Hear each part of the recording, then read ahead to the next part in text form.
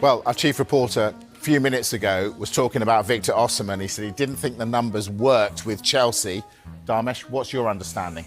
Well, Chelsea are still pushing to sign the Napoli striker Victor Osimhen, and they are continuing talks with the striker's representatives. We understand that there is a delegation from Chelsea in Naples as we speak, talking to Victor Osimhen's representatives. Now, it remains a difficult deal to do, as Carve was mentioning, because of Chelsea's wage structure and, of course, Osimhen's demands. But the club-to-club negotiations are thought to be more straightforward to do than the personal terms.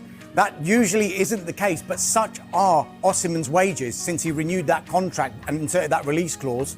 And in return, he's being paid close to 11 million euros net per year. So we're looking in excess of £200,000 a week, which Chelsea simply won't want to match. However, Napoli's preference at the moment is to do a permanent deal, or at least to do a loan with an obligation. Now, I'm told that Chelsea are still exploring a permanent deal. So when I heard that, I was like, how can this happen? Because if the personal terms are a problem, how are they going to afford a transfer fee as well? But sometimes you can work out these transfer fees with more favourable payment terms. Now, this is all against the backdrop of what happened overnight and this morning, because the Saudi Pro League club, Al Ahly, they'd agreed the deal with Napoli.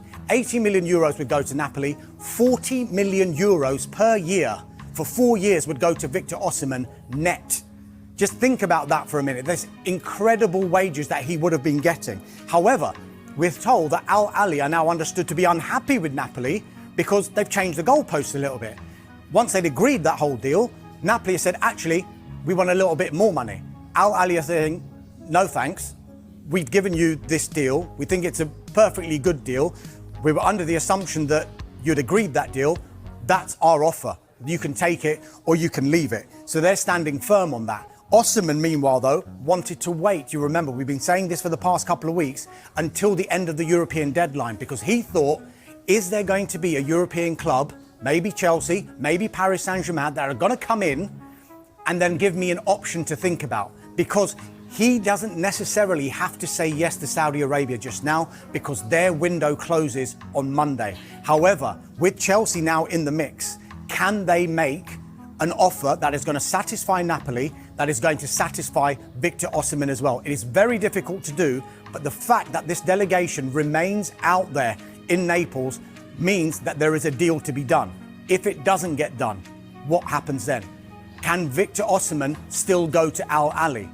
That looks difficult because, as we've been speaking about, there's another striker who could be on his way to Saudi Arabia. Come on, let's throw him into the mix. Ivan Toney.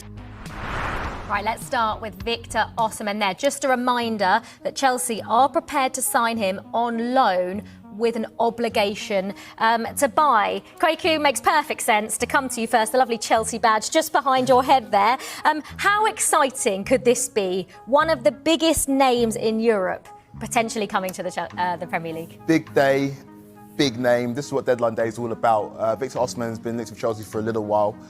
He's a player that really starred for Napoli.